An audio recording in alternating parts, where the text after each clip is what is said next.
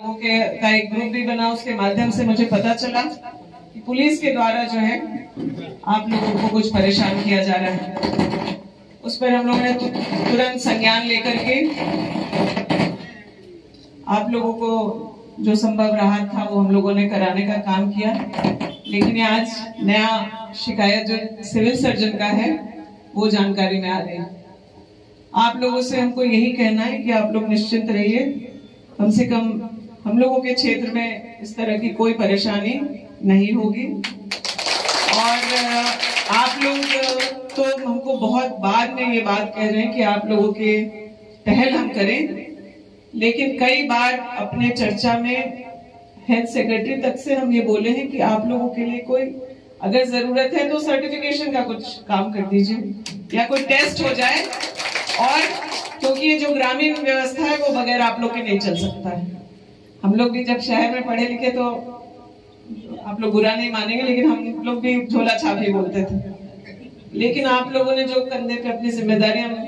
विधायक होने के नाते कह रहे हैं कि जो कोविड के समय जो अफरा तफरी था, बहुत घबराहट होती थी कि अगर कोई एक व्यक्ति बीमार आ गया तो उसको अगर जरूरत पड़ी तो हम लोग रांची कैसे पहुंचाएंगे। लेकिन आप लोगों ने अपने तत्परता से कोई बहुत गंभीर रूप से बीमार होने के पहले ही उसका फर्स्ट एड और जो प्राथमिक चिकित्सा जो कोविड का प्रोटोकॉल था वो डॉक्टर से समझ के जिस तरीके से आप लोगों ने चीजों को संभाला, हम लोगों की जिम्मेदारी समझिए 10% रह गई। जिसको बहुत पहले से कोई मान लीजिए बीमारी था तो वो जब उसको शुगर बीपी और ये सब है तो अगर गंभीर रूप से प्रभावित हुआ तो हम लोगों ने उनके स्वास्थ्य की व्यवस्था, यहाँ मिशन हॉस्पिटल हो चाहे ऊर्जा नगर में ऑक्सीजन बेड बनवाना हो, चाहे जरूरत पड़ी तो रांची तक लेके गए, हम लोग ऑक्सीजन सिलेंडर्स मुहैया कराए।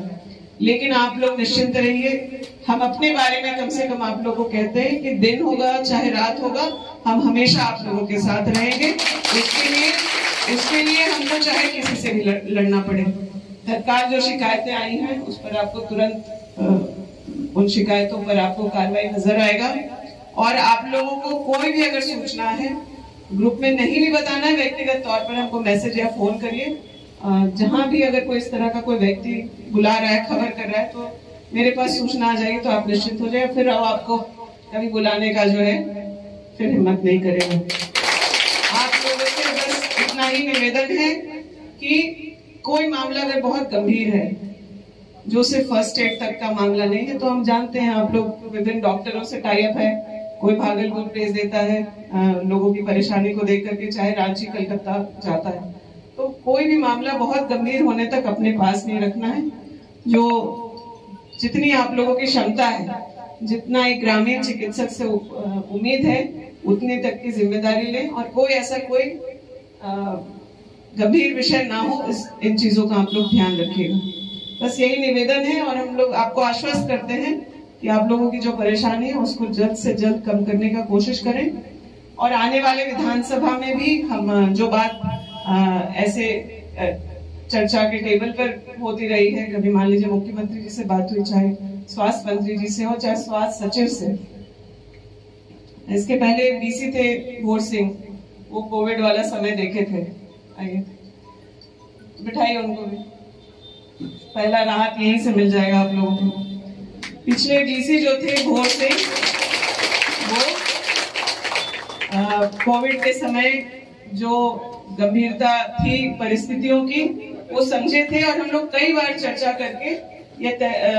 बात को आगे बढ़ाने की कोशिश किए थे कि ग्रामीण चिकित्सकों को कोई एक प्राथमिक ट्रेनिंग